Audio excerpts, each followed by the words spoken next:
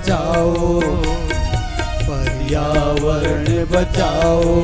धरती चिल्ला रही हमारी, धरती चिल्ला रही हमारी। क्या विनाश की करघी डाली,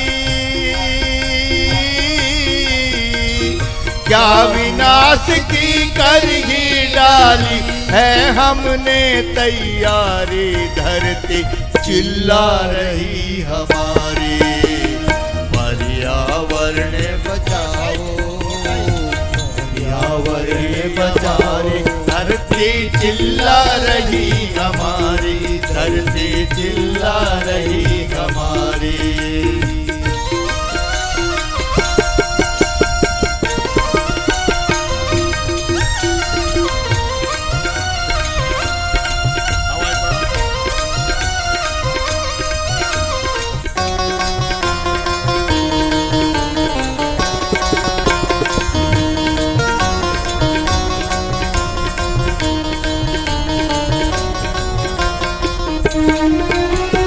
जल जीवन में निर्मलता का नामो निशान है बाकी, नामो निशान है बाकी। जल जीवन में निर्मलता का नामो निशाना बाकी, नामो निशाना बाकी। सांसों में अब जहर घोलती प्राणवायु वसुधा की, प्राणवायु वसुधा की। सांसों में अब जहर घोलती प्राणवायु वसुधा की, प्राणवायु वसुधा की। मिट्टी की सुगंध, मिट्टी की सौंधी सुगंध भी रसायनों की मारी। धरती चिल्ला रही हमारी, पर्यावरण बचाओ। धरती चिल्ला रही हमारी, धरती चिल्ला रही हमारी। पर्यावरण बचाओ।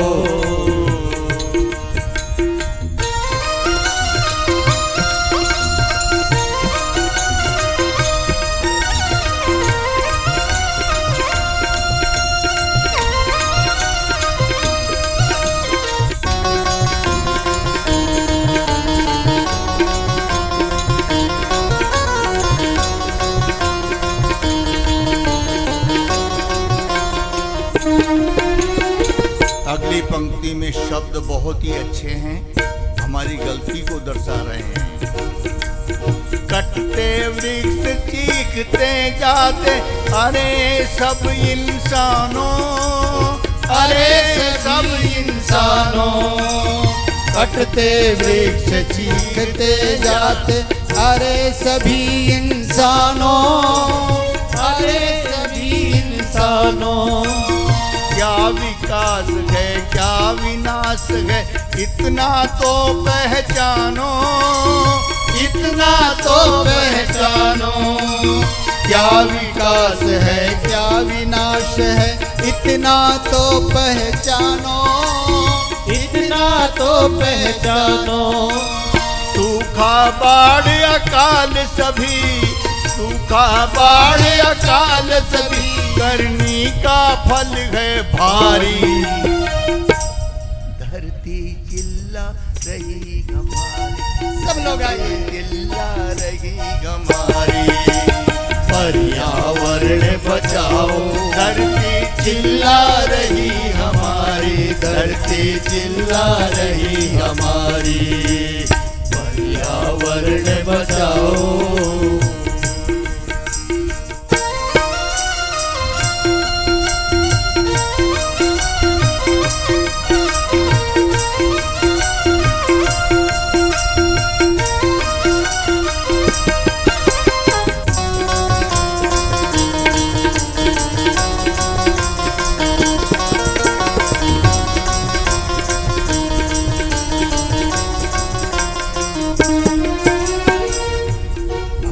शब्द भी बड़े जोरदार हैं।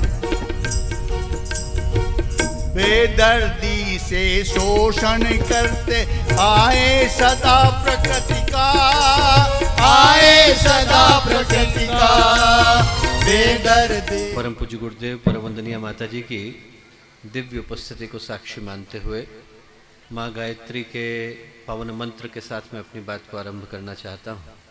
माँ गायत्री का ये पावन मंत्र भारतीय वैदिक परंपरा का एक ऐसा पावन मंत्र जो स्मरण दिलाता है कि मनुष्य का जीवन जो न जाने कितने वर्षों की प्रतीक्षा के बाद जीवात्मा को प्राप्त हो पाता है, वो एक सौभाग्य भी है और एक संभावना भी है। एक ऐसी संभावना है जहाँ पर यदि मनुष्य का चिंतन पवित्र हो, प्रखर हो, प्रकाशित हो, तो इसी मनुष्य के जीवन में हम लोग ऋषि को, मुनि को, संत को, सिद्ध को, महात्मा को अवतरित होते हुए देखते हैं। और इसी मनुष्य के जीवन में एक संभावना वो भी है जहाँ पर यदि व्यक्ति का जीवन चिंतन दूषित हो जाए तो व्यक्ति गिरते गिरते दुष्ट में, पापी में, अपराधी में बदल जाता है।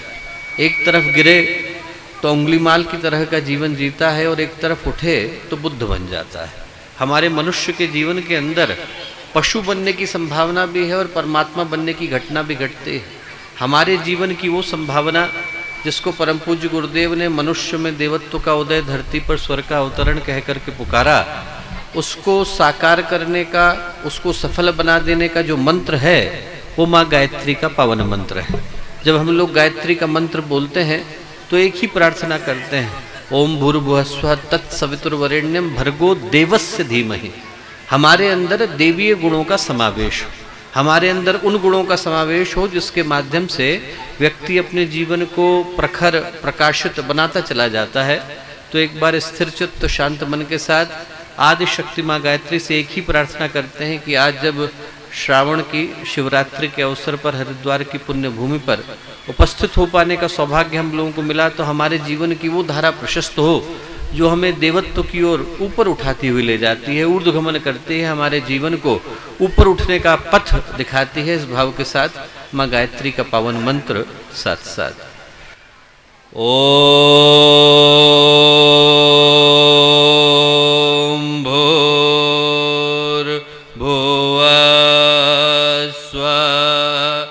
तत्सवितुर्वरेण्यं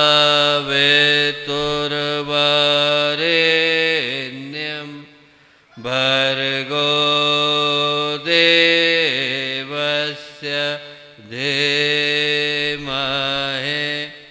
धियो यो नः प्रचोदयात्।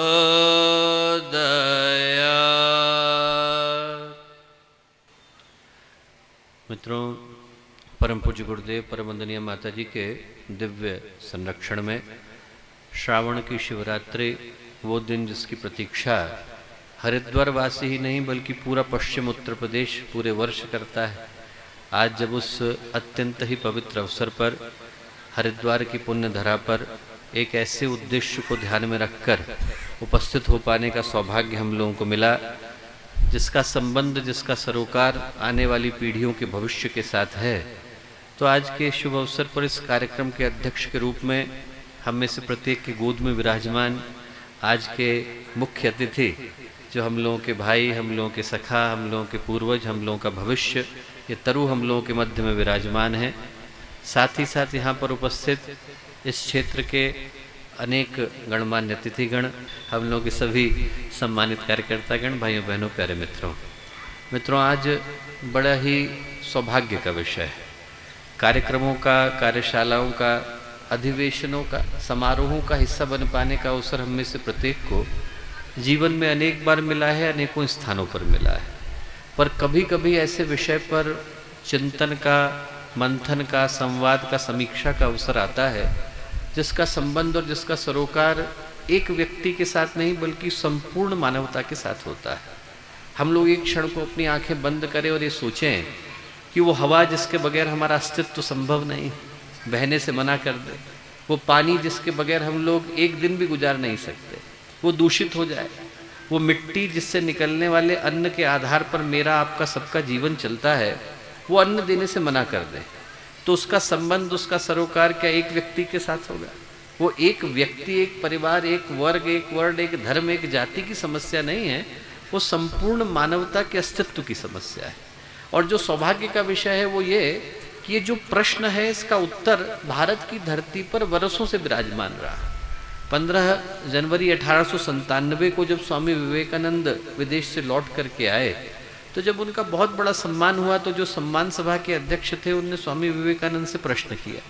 प्रश्न ये किया कि इतने दिनों तक आप भारत की भूमि से दूर थे तो आपकी उपस्थिति का लाभ बाहर के लोग ले सके, आपको क्या लाभ हुआ? सन्यासी को तो समुद्र के पार जाना नहीं चाहिए। स्वामी विवेकानंद ने कहा कि यदि मैं इतने दिनों तक भारत की धरती से दूर न रहा होता तो जिन बातों को पहले मैं भावना के आवेश में आकर के सत्य मानता था आज उनको प्रमाण पूर्वक सत्य नहीं मानता। बोले मैं इतने दिनों तक भारत की भूमि से दूर रहा तो आज इस बात को पूरे गर्व, गौरव और स्वाभिमान के साथ कह सकता हूं कि पूरे विश्व के मानचित्र में यदि एक देश ऐसा है जहां पर हर उस आत्मा को जन्म लेने के लिए बाध्य होना पड़ता है, जिसको परमात्मा के प्रकाश की प्रतीक्षा है, तो वो देश भारत का देश है। और बोले पूरे विश्व के मानचित्र में यदि एक देश ऐसा है जहां पर दया का, त्याग का, करुणा का, मानवता का सर्वाधिक विकास हुआ है तो वो देश भारत का देश। और आज नहीं तो कल इसी भारत के देश से ज्ञान की, विज्ञान की वो धाराएं फिर से बहेंगी जो अपने प्रकाश से पूरे विश्व को आलोकित करेंगी। और वो जो बात थी वो इतनी सत्य है दोस्तों। हम लोग एक चिंतन देते हैं, क्षितिजल पावक गगन समीरा, पंच तत्व से रचित शरीरा। ये जो पूरी प्रकृति है इसके अस्तित्व को हमने 5 ही तत्वों पर माना। ये 5 तत्व थे, सांख्य के आधार पर दोनों मिले, पुरुष और प्रकृति मिले तो महत जन्मा, महत से पंच महाभूत आए, पंच तन्मात्रा आए, पंच ज्ञानेन्द्रिय आए, पंच कर्मेंद्रिय आए, पूरा विश्व बन गया। उन 24 तत्वों के आधार पर दुनिया बनी। वही 5 तत्व हमारे शरीर के अंदर जाकर के बैठे तो आयुर्वेद कहलाए, दिशाओं में जाकर के बैठे तो वास्तु विज्ञान कहलाए, हमारी मुद्राओं के अंदर उतर गए तो योग तत्व मुद्रा विज्ञान बन गए, तंत्र के अंदर उतर गए तो सांख्यवाद बन गए, शब्दों के अंदर उतर गए तो शब्द स्फोटवाद उतर गए। हम लोगों के यहाँ का जो ज्ञान था वो इतना महत्वपूर्ण था कि हम कल्पना नहीं कर सकते। अकेले जल के विषय में जो चिंतन था, नदी के अंदर का जल नद है, सरोवर के अंदर का जल सर है, कुएं के अंदर का जल वापी है, इंसान ने बनाया तड़ाग है, प्रकृति ने बना करके दिया उद्बद है, वर्षा का गिर रहा है तो इंद्र है। आप जरा सोच करके देखिए, अकेले शब्द कल्पद्रुम के अंदर जल की जब व्याख्या आती है तो 108 शब्द निकल करके आते हैं। जलई विष्णु थलई विष्णु। इस पूरे संसार को हमने प्रकृति का, परमात्मा का, परमेश्वर का घटक माना। ये नहीं सोचा कि हम लोग सांसें ले रहे हैं, ये सोचा कि इसके माध्यम से परमात्मा हमारे अंदर जा रहे हैं और बाहर निकल करके आ रहे हैं। आप जरा सोचिए, आज वो सारे के सारे तत्व प्रदूषित नजर आते हैं। हवा जिसके ऊपर हमारा, आपका, हर व्यक्ति का जीवन निर्भर करता है। आप दिल्ली में जाकर के देखिए, 134% दिल्ली में जब वायु प्रदूषित हो गई, स्मोग आ गया, तो 134% वहाँ के पर्यावरण के प्रदूषण सामान्य से ज़्यादा था। सिर्फ 20% ज़्यादा हो जाए तो इंसान सांस नहीं ले सकता। 134% में कैसे सांस लेगा? वहाँ पर 8-8 साल के 12 लाख बच्चे हैं जिनके फेफड़े 8 साल के होते होते उस व्यक्ति के बराबर हो जाते हैं जो 20 साल से सिगरेट पी रहा है। उनने तो भी नहीं, किसी और के अपराध का दंश वो 8 साल के बच्चे भुगतने के लिए मजबूर है। युद्ध से, आतंकवाद से उतने लोग नहीं मर रहे जितने आज एयर पोल्यूशन के कारण भारत की धरती पर मर रहे हैं। और पानी आप सोच करके देखिए, कभी इसी धरती पर, हरिद्वार की धरती पर आचार्य शंकर का लिखा हुआ स्तोत्र है, औषधि जानवी तो यम वैद्यो नारायण हरि। मेरी औषधि तो एक ही है, गंगा जल, और मेरे वैद्य एक ही है, भगवान नारायण।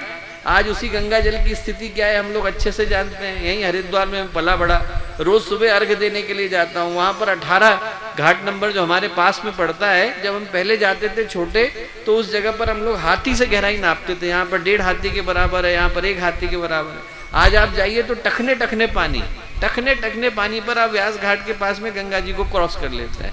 प्रश्न ये महत्वपूर्ण हो गया है कि हम गंगा का इतिहास बच्चों को पढ़ाना चाहते हैं कि भूगोल पढ़ाना चाहते हैं? ये पढ़ाना चाहते हैं कि गंगा ऐसी दिखा करती है, कि ये पढ़ाना चाहते हैं कि गंगा ऐसी दिखा करती थी? हमारी आंखों के सामने जल जो है प्रदूषित हो गया दोस्तों। हवा चली गई, हवा जहरीली हो गई, पानी जहरीला हो गया, पानी पीने लायक नहीं बचा। राही मासूम रजा जिनने महाभारत की पटकथा लिखी थी, उनका अंतिम शेर क्या था? उनका अंतिम शेर ये था, मुझे ले जाके मेरी माँ की गोद में लिटा देना, वो मेरी माँ है, मेरे बदन का जहर सोख लेगी। माँ कौन? गंगा। गाजीपुर के रहने वाले राही मासूम रजा ने लिखा कि मेरे को मरने के बाद वहीं ले जाके छोड़ देना, मेरे बदन का जहर चला जाएगा। आज आप गाजीपुर में जाके देखिए, क्रोमियम की फैक्ट्री से इतना क्रोमियम निकल करके आ रहा है कि इंसान को छोड़ दीजिए, बंदर को कैंसर हो रहा है। इंसान की क्या स्थिति होगी, हम लोग जरा सोच के देखें। तो पानी जहरीला हो गया, हवा जहरीली हो गई, मिट्टी जहरीली हो गई।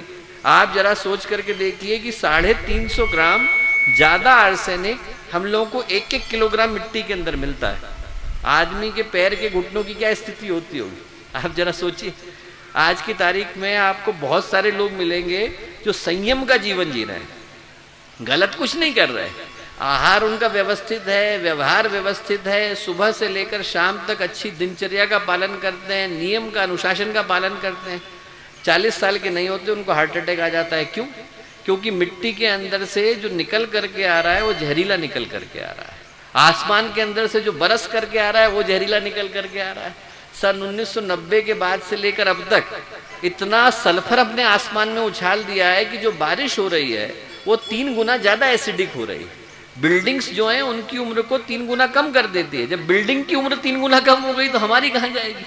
अब आप सोचिए कि सारे के सारे घटक जिनका मैंने नाम लिया, मिट्टी का नाम लिया, अन्न का नाम लिया, हवा का नाम लिया, पानी का नाम लिया, इनमें से एक भी चीज ऐसी नहीं है जो हम बनाते हो, प्रकृति बना करके देती है। हमारी ओर से सिर्फ प्रदूषण का काम हुआ है और बदले में जो दोष है वो इंसान को भुगतना पड़ रहा है।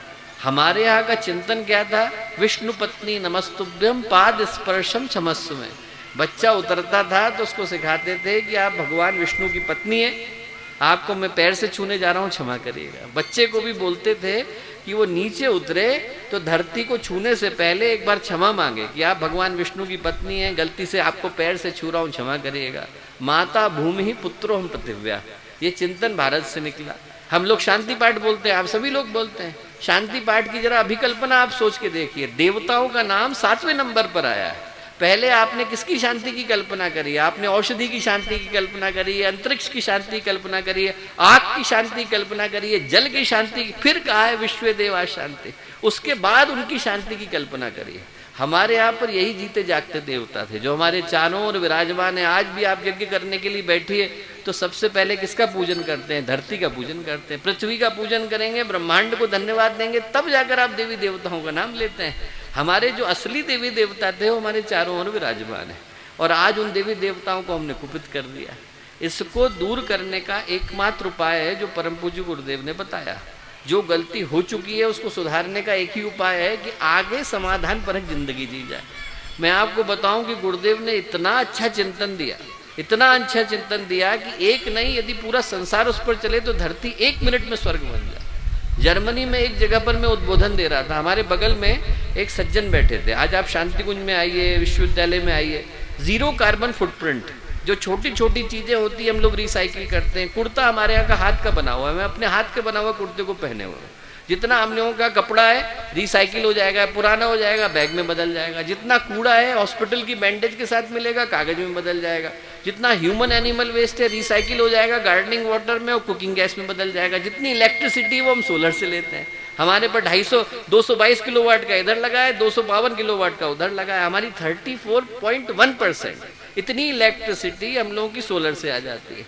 तो वो पूरा का पूरा कैंपस 0 कार्बन फुटप्रिंट कब बनाया गुरुदेव ने? 71 में, जब लोग सोच नहीं सकते थे। तब लोगों ने, जब लोगों के दिमाग में कल्पना नहीं थी, तब गुरुदेव ने उस चिंतन को जन्म दिया। हम लोग जर्मनी में थे, जर्मनी में एक सज्जन के साथ उद्बोधन दे रहे थे, उनको नोबेल प्राइज मिला।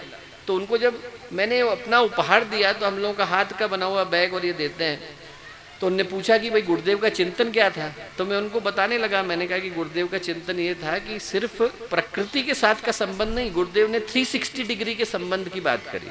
हमारा संबंध प्रकृति के साथ, हमारा संबंध अन्य प्राणियों के साथ, हमारा संबंध अन्य मनुष्यों के साथ, हमारा संबंध हमारे से पहली वाली पीढ़ी के साथ, हमारा संबंध हमसे बाद वाली पीढ़ी के साथ। उनसे हमने सीखा क्या, अगले के लिए छोड़ा क्या। जब मैंने बात बोली और वो बोलने के लिए खड़े हुए तो बोले ऐसा है भैया, मैं आज 74 ईयर्स का हो गया, मुझे नोबेल प्राइज मिला। 18 साल का था, बोले मैं जंगलों में घूमने निकल गया, परू के रहने वाले थे। बोले मेरी पूरी जिंदगी पर्यावरण के लिए काम करते हुए गुजरी। बोले आज तक मुझे ऐसा नहीं लगा कि मुझे कोई चिंतन ऐसा मिलेगा जो मुझे सोचने के लिए मजबूर कर देगा। बोले पहली बार मैंने गुरुदेव का चिंतन सुना है तो मुझे लगा है कि मुझे अपने जीवन को दोबारा से सोचने की आवश्यकता है। आप जरा सोच करके देखिए, वो जो चिंतन है वो सिर्फ हमारे क्षेत्र के सौभाग्य को लाने का चिंतन नहीं है, संपूर्ण मानवता के सौभाग्य को लाने वाला चिंतन है। आज के समय की समस्या यही है दोस्तों कि जिसने हमें जन्म दिया, जिसने हमें जीवन दिया, उसको हम लोग नौकरानी की तरह मानने लगे। हमारे यहाँ प्रकृति माँ थी, हमारे यहाँ नदी माँ थी, हमारे यहाँ धरती माँ थी, उसको हम लोगों ने नौकरानी मान लिया। पानी बह रहा है बांट ले, पेड़ खड़ा है काट ले, ये मुझे देगा क्या। आदमी के हृदय में तुरंत जैसे ही ये भाव आया, जहां पर परमार्थ की जगह स्वार्थ का भाव आया, वहां पर प्रकृति ने भी अपने हाथ समेट लिए हैं। सिर्फ उस चिंतन को बदलने की आवश्यकता है।